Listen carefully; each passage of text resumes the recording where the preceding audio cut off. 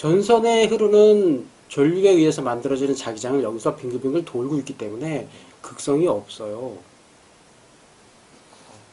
극성이 없으면 사용을 못하나? N극, S극이 없어. 뺑글뺑글 돌고만 있기 때문에. 그래서 얘는 쓸 수도 없고 오히려 전선 옆에 다른 시그널, 뭐 다른 전력선 뭐 이런 거에 영향을 주는 안 좋은 영향을 미친다 이거지. 그래서 일반적인 전선이 뭐 저전류를 쓰는 그런 전선이 흘러가고 있는 선에 그 옆에 굵은 전선, 고출력의 전선이 여기 지나가면 안 돼. 그래서 전선을 다발로 해서 번들로 묶을 때 조심해야 되는 거야. 그것까지 감안해서 여기에 흐르는 전류의 양, 전압 이런 것들도 결정을 해야 되고 그런 곳에 쓰는 전선도 따로 또 스펙을 충족시켜서 사용을 해야 돼. 그게 또 기계장치 안에 들어가는지 아니면 뭐 덕트 안에 들어가는지 컨듀시라 그래갖고 뭐 배관 있잖아, 전선 배관 뭐 그런 데 들어가는지 아니면 노출된 곳에 있는지 뭐 사용하는 환경이 고온인지 저온인지 뭐 이런 거에 따라서 또 달라진단 말이야. 온도가 올라가면 올라갈수록 도체의 저항은 증가해요. 그런 여러 가지 현상들 때문에 그런 규격을 맞춰서 전선도 선택해야 하고 거기에 흐르는 전압이나 전류도 결정을 해줘야 된다. 그래서 일직선으로 되어 있는 전선은 그래서 쓸 수가 없고 자기장을 이용을 할 때 그래서 얘를 빙글빙글 동그랗게 감아놓은 거야. 감아놓으면 회전하는 게 일정한 방향을 갖게 된다 이거지. 그래서 이렇게 만약에 회전하고 있어. 그럼 얘를 이렇게 감아놓으면 밖에서 안으로 이렇게 들어가잖아. 이렇게 들어가지. 그러면 여기는 S극이 되는 거고 저 안쪽에 바깥쪽은 계속 나오니까 여기는 N극이 되는 거지. 그럼 이제 이게 자석이 되는 거잖아. 그걸 철심이라고 아까 변압기에서 철심이라고 얘기해요. 금속으로 되어 있는 연철로 만들어진 철심을 이렇게 해서 이렇게 연결을 해놓으면 어떻게 돼? 금속, 특히 철을 자기장은 좋아한다. 그래서 1차 코일에서 만들어진 자기장이 이 철심을 통해서 2차 코일에 영향을 미치는 거야. 그럼 여기는 전류가 흘러서 자기장을 만들어냈고 만들어낸 자기장이 이쪽 2차 코일에 영향을 미치지. 2차 코일에는 전류가 흐르지 않고 있는 상황에서 자기장이 여기 생기잖아. 근데 문제가 일정하게 자기장이 그냥 가만히 이렇게 만들어져 있는 게 아니라 여기 흐르는 전류는 AC란 말이야. 계속 변해. 강해졌다, 약해졌다, 거꾸로 반대로 흘렀다. 그럼 얘가 이렇게 흘렀다가 이렇게 흘렀다 하는 거지, 자기장이. N극과 S극이 자꾸 바뀌어. 그리고 N극과 S극이 바뀌는 과정에서 세졌다, 약해졌다 하면서 자기장이 커졌다, 작아졌다 그래. 커졌다, 작아졌다, 거꾸로 갔다. 다시 작아졌다가 꼭 거꾸로 갔다. 이렇게 되는 거야. 그게 2차 코일에 영향을 미치니까 2차 코일 안에 코일은 가만히 있는데 자기장이 여기를 지나가면서 계속 끊어 얘를. 여기서 커졌다 작아졌다 또 거꾸로 갔다 하니까 이 감겨있는 코일을 계속 끊는 현상이 2차 코일에서 발생을 하는 거고 그러니까 2차 코일에 전류의 흐름이 만들어지고 전압이 형성이 된다. 근데 거기서 만들어진 전압의 크기는 얼마나 많이 감았느냐에 따라 발생을 하기 때문에 1차, 2차 코일에 권선 수가 영향을 미치는 거고 에너지 보존의 법칙에 의해서 전압과 전류는 반비례할 수밖에 없는 거야. 그래서 같은 출력이 나올 수밖에 없어. 그러니까 출력 파워는 똑같아요. I와 V의 곱이지. 네. 근데 V가 올라가거나 V가 내려갔어. 그러면 I가 오르거나 반대로 I가 올라가거나 I가 내려갈 수밖에 없는 거야. 지금 제가 설명하니까 너무 부족하더라고요. 제가 공부하면서 할 때는, 그러니까, 저는 다 이해가 됐다라고 생각을 했는데, 이게 설명이 안 되네요, 제가. 네. 말로 설명할 수 있어야 된다, 그렇죠? 그래서 그런 차원에서 지금 한번 해본 거다라고 봐도 되고. 그래서 이 로봇 손 끝에 센서를 달아서 이 어느 정도 힘을 줬는지가 또 내 손에 전달될 수 있어야 되는 거야. 상호작용이 필요한 거야. 그래야 내가 일정한 힘을 어느 정도 뭐 빠르게, 약하게 뭐 이런 걸 내가 조절을 할 수가 있는데 그게 안 되면 어려운 거지.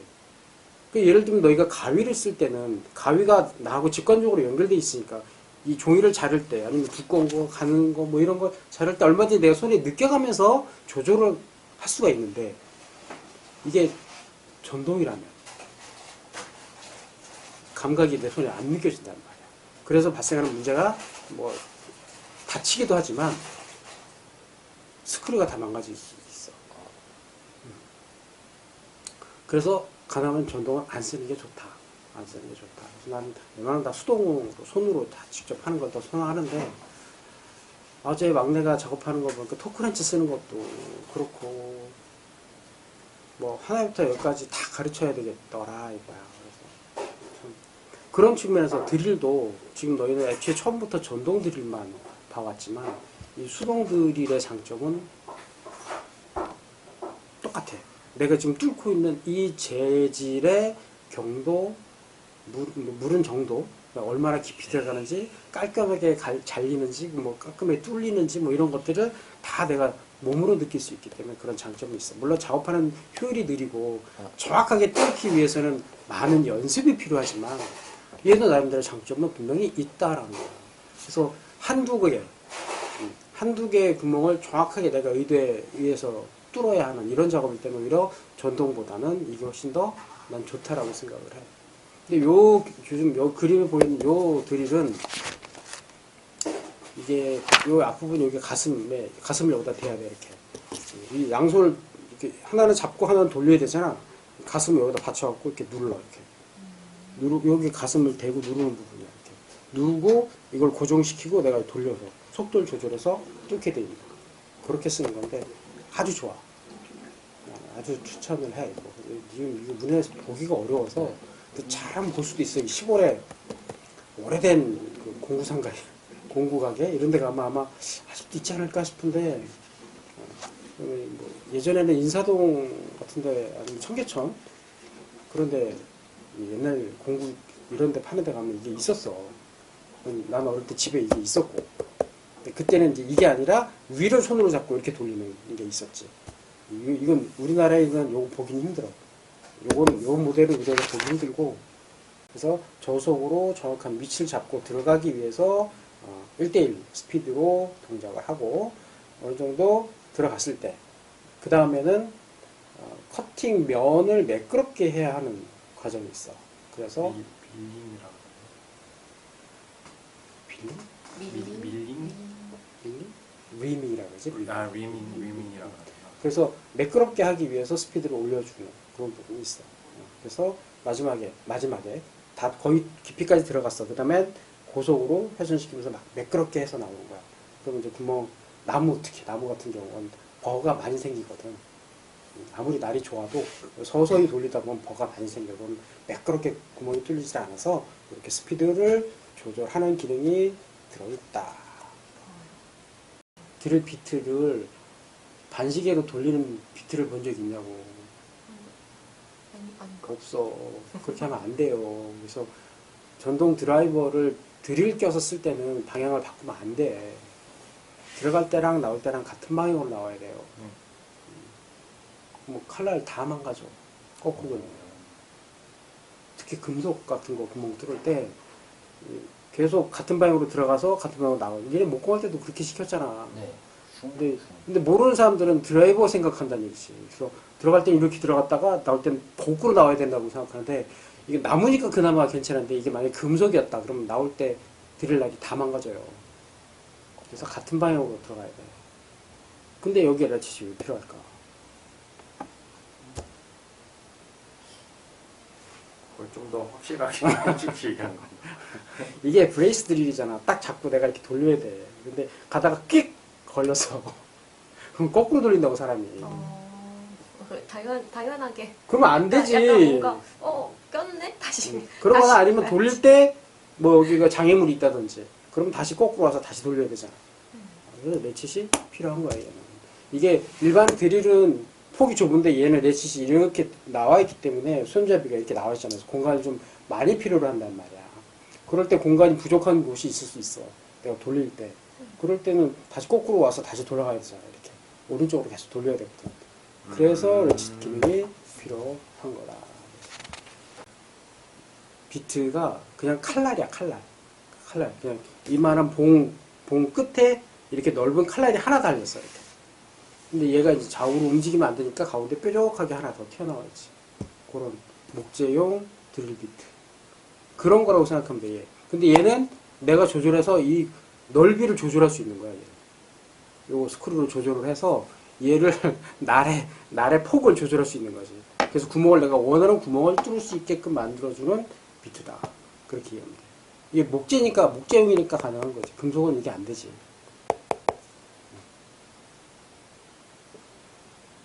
이해가 돼? 이건 날의 폭을 조절하기 위한 과정이고, 요거 지금. 요 앞에 두 그림. 요거 폭 조절해서 지금 드릴 작업을 하고 있는 이런 거라고 보면 돼. 지금처럼 뭐 좋은 공구들이 많을 때야 뭐, 크기별로 드릴 비트 다 갖다 놓고 쓰지만, 이 당시엔 그렇지 않았으니까. 이런 비트도 그때 나온 거지. 그치? 그리고 그리스는 점도가 높아서 저항이 생겨요. 그래서 저속으로, 그다음에 무게감 있는 이런 것들이 천천히 움직이는 곳. 그런 곳에는 그리스를 쓰지만, 고속으로 빨리 움직여야 되는 곳에는 그리스 쓰면 안 되고 오일을 써야 되는 거야.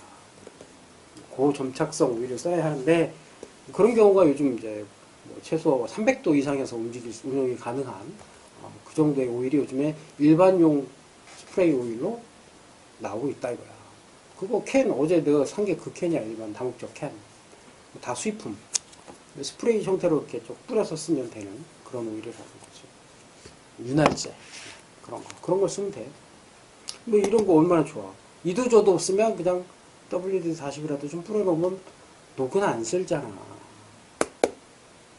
그걸 그렇게 놔두면 안 된다 이거지. 그래서 지금 이런 건 당연히 이거 다 그 강철로 만든 거라 놔두면 그냥 녹슬어.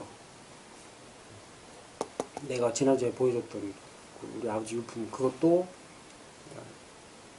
그러니까 아버지도 안 쓰셨지 이제 젊으실 때나 썼지 뭐 그걸 이제 공구함에 넣어서 창고에 넣어놨는데 창고가 이제 습도가 굉장히 높으니까 아버지 돌아가시고 유품 정리하면서 다 꺼냈더니 녹이 엄청나게 쓰는 거지 그게.